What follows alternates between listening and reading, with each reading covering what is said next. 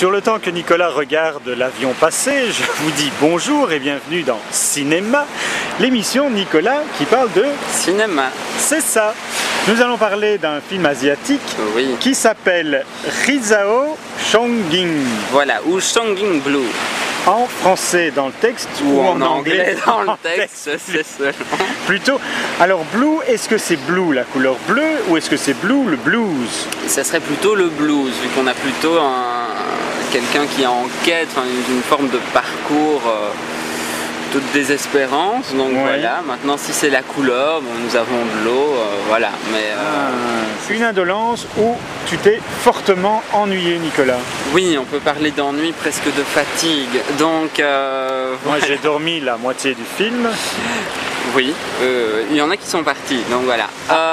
Au moins nous sommes restés. Mais pourquoi cet ennui? Pourquoi cet ennui? Parce que d'un point de vue narratif, c'est intéressant mais c'est pas neuf du tout.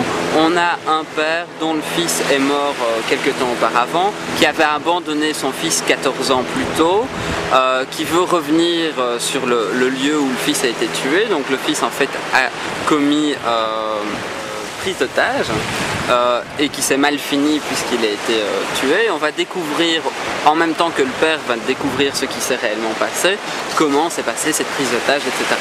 On a un père qui tente de faire le deuil d'un fils qu'il n'a pas connu, donc il court derrière une image de ce fils. Il va trouver sur internet, ça c'est un plan qui est très intéressant au début du film et qui n'est pas développé, les images en fait de la prise d'otage.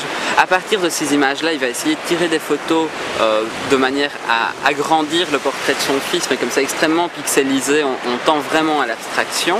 Donc il ne rencontre jamais vraiment son fils, il va le rencontrer dans le discours des gens qu'il va croiser peu à peu. Avec une systématique de je raconte, flashback sur la prise d'otage. Donc c'est extrêmement systématique, puis à un moment donné le montage explose complètement, lie les temporalités, ça fonctionne pas trop. Et nous attendons que l'avion l'avion passe. En même temps c'est bon, hein, voilà, tout est plus ou moins dit. Oh, on peut parler de petits renforts, de mise en condition, de musique. C'est assez intéressant parce qu'on a un film asiatique qui est construit à l'occidental. C'est-à-dire qu'on va avoir vraiment une dimension atmosphérique construite par la musique, vraiment une mise en condition du spectateur auquel on n'est pas trop habitué dans le cinéma asiatique. Donc voilà, ça ne fonctionne à mon sens pas trop. Bon, merci Nicolas pour cette critique. C'est donc un film que nous n'irons pas voir ou revoir. Ou certainement pas revoir. Est-ce que tu peux redonner le nom du réalisateur sur ton petit papier? C'est Xiang, c'est Wang Xiaohua. Voilà, et c'était donc Rizhao Chongqing. Merci Nicolas. En fait, peut-être qu'on n'aime pas parce qu'on ne sait pas dire.